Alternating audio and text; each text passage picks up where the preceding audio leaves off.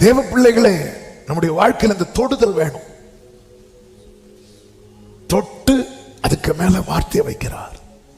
அந்த வார்த்தை எப்படிப்பட்ட வார்த்தை? எரேமியா 1:10 சொல்லப்பட்டிருக்கிறது, பார், பிடுங்கவும் இடிக்கவும் அழிக்கவும் கவிழ்க்கவும் கட்டவும் நாட்டவும். பிடுங்க, இடிக்க, அழிக்க, கவிழ்க்க, கட்ட, நாட்ட. ஒருத்தர் லைஃப்ல வேர்டு வந்துட்டுனா பிடுங்கப்பட வேண்டியவைகள் பிடுங்கப்படும், இடிக்கப்பட வேண்டியவைகள் இடிக்கப்படும், அழிக்கப்பட வேண்டியவைகள் அழிக்கப்படும், கவிழ்க்கப்பட வேண்டியவைகள் கவிழ்க்கப்படும். அதோடு நிறுத்தி விடாது. கட்டப்பட வேண்டியவைகள் கட்டப்படும், நாட்டப்பட வேண்டியவைகள் நாட்டப்படும். உன்னை நான் இன்றைய தினம் ஜாதிகளின் மேலும் ராஜ்யங்களின் மேலும் ஏற்படுத்தினேன் என்று கர்த்தர் என்னுடனே சொன்னார். என் வாயிலையும், என் வாயில வார்த்தை இருக்குன்னா என் வாழ்க்கையில இருக்குன்னு அர்த்தம். ஏன்னா இருதயத்தின் நிறைவினால என்ன பேசும்? வாய் பேசும்.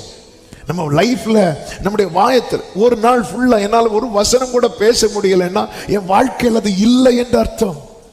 நம்ம நிறைய வசனம் படிக்கிறோம். நிறைய பேருக்கு புலம்பல் என்ன தெரியுமா?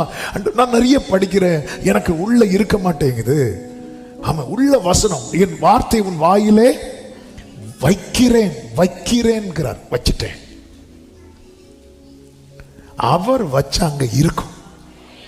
இதுதான் ஆண்டவர். சமாதானத்தை உங்களுக்கு வைத்து போகிற இருக்கு, இன்னைக்கும் இருக்கு. அதனாலதான் எவ்வளவு போராட்டம் இருந்தாலும் ஆண்டவர் சமூகத்துல கொஞ்ச நேரம் வந்து உக்காந்ததும் ஏதோ ஒரு சமாதானம் இருதயத்தை ஆட்கொள்ளுதில்ல. அவர் வச்சது இருக்கு. அதை யாருக்கும் எடுக்கவும் முடியாது, அதை யாருக்கும் அழிக்கவும் முடியாது.